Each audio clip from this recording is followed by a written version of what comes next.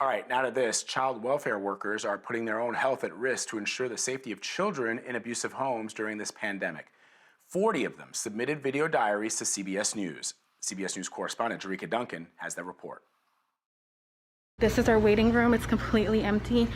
The only reason I am here today is because we have an emergency case coming in a little bit. Just got a call about a child fatality in our area, and it just goes right along with the fact that this is a perfect storm for child abuse. Since the first known case of coronavirus hit the United States, only the most extreme child abuse cases are being reported. The physical abuse cases that we are seeing are kids that are being severely physically abused and needing medical treatment. Kids with broken bones, kids with visible bruises, kids with head injuries. You have all these factors that come into play. Nobody really wakes up in the morning and says, oh, I think I'm going to kill my kid today. It comes from frustration and anger and stress, and that's when kids get hurt. Abuse is now happening behind closed doors. Our caseload has dropped 50 to 60% in the office and in our emergency rooms. I oversee the Children's Victims Unit. We're not getting in as many calls and wondering what's going on with the children at home. We know that COVID just didn't suddenly solve child abuse, but there aren't calls coming in. According to the Department of Health and Human Services, only around 18% of abuse cases are normally reported by law enforcement. Children aren't coming into contact with the people who would normally be the ones who report the abuse, the mandated reporters, the teachers, the counselors, or even friends who then tell an adult about what's going on. I'm consumed by worry regarding school closures and movement restrictions and general uncertainty, and how this has disrupted children's daily routines. Our parents are struggling both with losing jobs, putting food on the table, the stressors of homeschooling kids, and all of that. Even though a lot of people are staying at home right now, child abuse does not stop, and it's often heightened in these difficult situations. One of my kiddos said something that really stood out to me, was that they feel that now the world knows how they feel, because they've always felt scared and in chaos. There are unique challenges for child welfare workers. Normally, at this time, this waiting room would be full of families here to receive forensic interviews.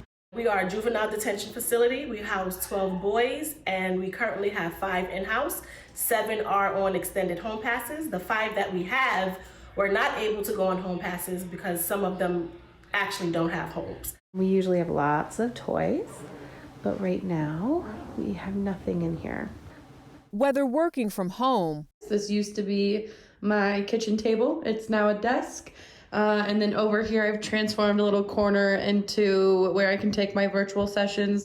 I had never done a televideo session in my life before a couple of weeks ago, and now is my whole life. Or meeting with children in the field.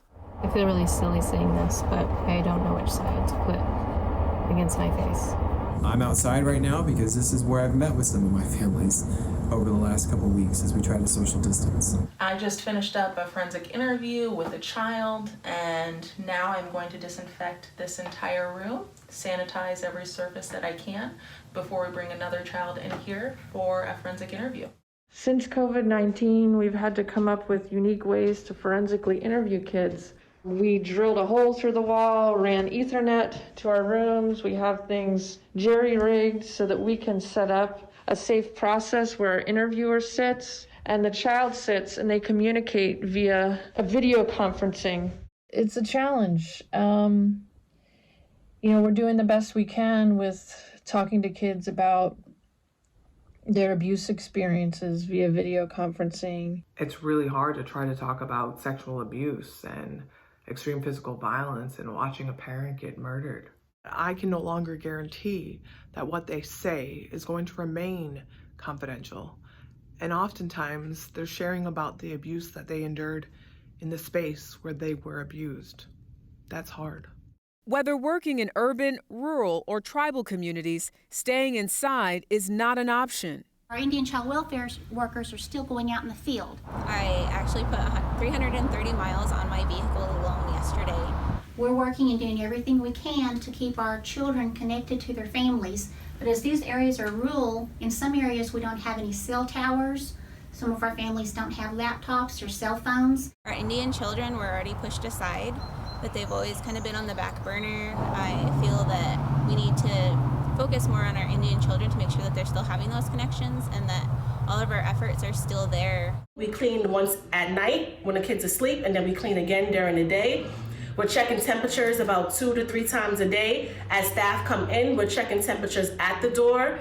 We are just pretty much wearing masks, wearing gloves, keeping the kids protected, keeping ourselves protected. They worry about the children as well as their own families. The hardest part about this whole thing is my family's reactions, my partner's reactions to having to go out into the field and expose myself to the virus. Truth be told, before I left, I had about a 15-minute argument about whether or not I really needed to go.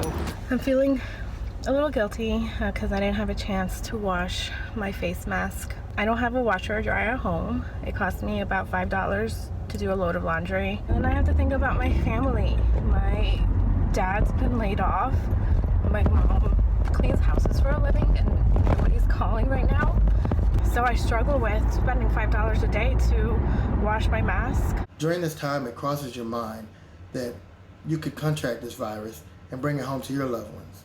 I myself was tested positive 4 weeks ago, and the experience with people passing around me, it was just like, scary. It was nerve-wracking. So I can understand the fear that my staff could have as far as coming to work every day. I have 2 young boys at home that I want to come home to and I want to keep safe. So I considered in my head, do I feel safe and am I comfortable? And, what does this look like for my family?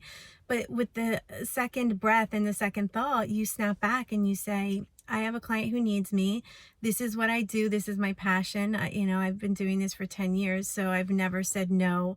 Despite the danger, they're doing whatever it takes to keep children safe. We're going to be there no matter what that means. For me, it's not even a question. I have no problem risking my life in order to help a kid that's possibly being sexually abused. I can't really think of anything else in this world that would be worth it more. Jericka Duncan, CBS News, New York. Man, Vlad, these are really our everyday heroes. I mean, they're risking their lives to protect the most vulnerable members of our society. They are heroes, but they do not want to be martyrs, at all. And they don't get paid an awful lot. You don't get rich doing this work. You do it because you think it's the right thing to do. It's just incredibly impressive. And I hope with these stories getting out that local governments, local agencies will do a little more to support them, giving them the stuff that they need. She should not have to pay $5 to wash her mask. Like, that's really ridiculous. I don't know, but that was great reporting, great sort of compiling of all those stories by Jericka.